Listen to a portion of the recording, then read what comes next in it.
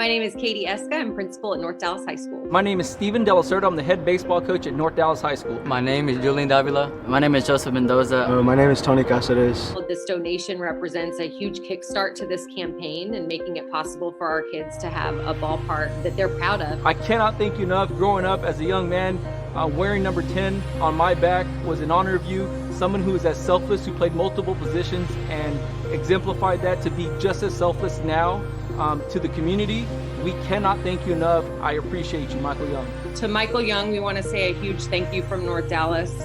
To be able to have our students look up to someone like you that has had the success in the career that you've had is extremely empowering and motivating for our kids. I really appreciate what you're doing for me and for my teammates and this program. And to know that a Hall of Famer for the Texas Rangers is looking at our organization and giving us an opportunity and donating that type of generous donation to us is really great. I'm just so grateful that he donated to us. Thank you very much.